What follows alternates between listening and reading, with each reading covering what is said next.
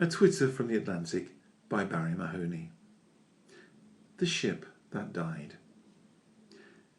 Now, I'm not a great lover of things nautical. After all, I do tend to get seasick when having a bath if the water's too deep. However, the recent announcement of a new ferry service from Las Palmas in Gran Canaria to Huelva in Peninsular Spain, with a journey time of just over 1 day, as compared to nearly 3 days on the alternative service, set me thinking about a once beautiful ship now lying off a beach on our neighbouring island of Fuerteventura. This is the story of SS America, a luxury liner that was launched the day before Hitler invaded Poland and brought the world to war in 1939.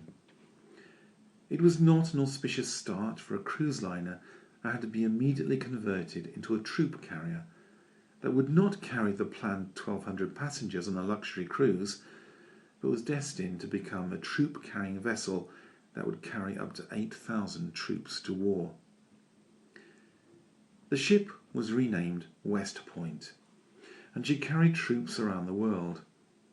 Later, she was confined to the North Atlantic route, where her speed and manoeuvrability were ideal to outwit German U-boats, gale force winds, and the treacherous sea. Troops were carried from the USA to Europe, and wounded soldiers, as well as prisoners of war, were shipped back to America. After wartime duties, the SS America resumed life as a cruise ship and was seen as one of the most beautiful of the American fleet.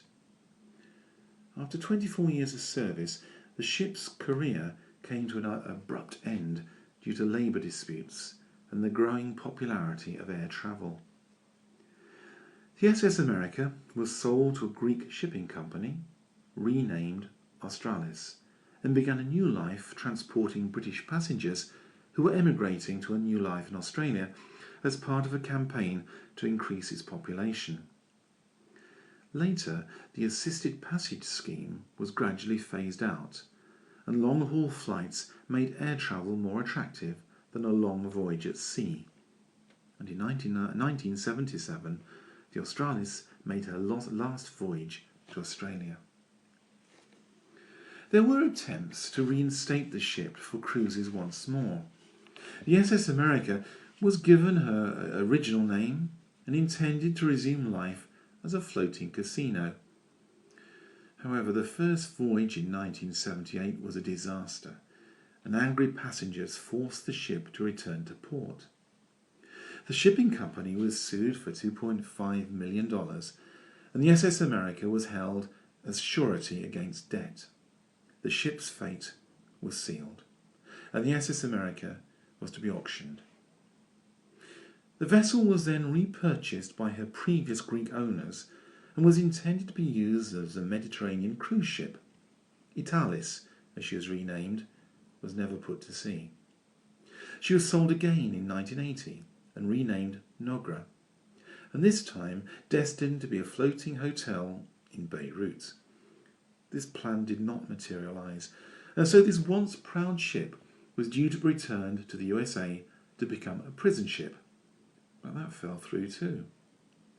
She was sold yet again and renamed Alphados, which means paradise in Arabic.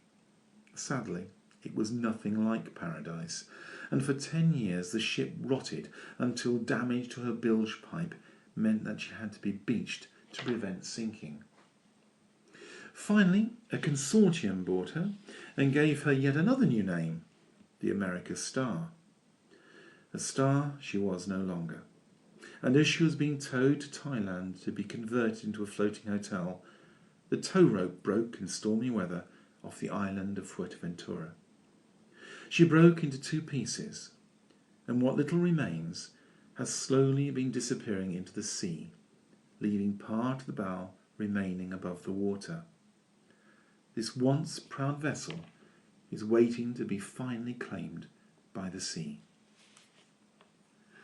If you enjoyed this Twitter, have a look at my website, www.barriemahoney.com, and thank you for listening.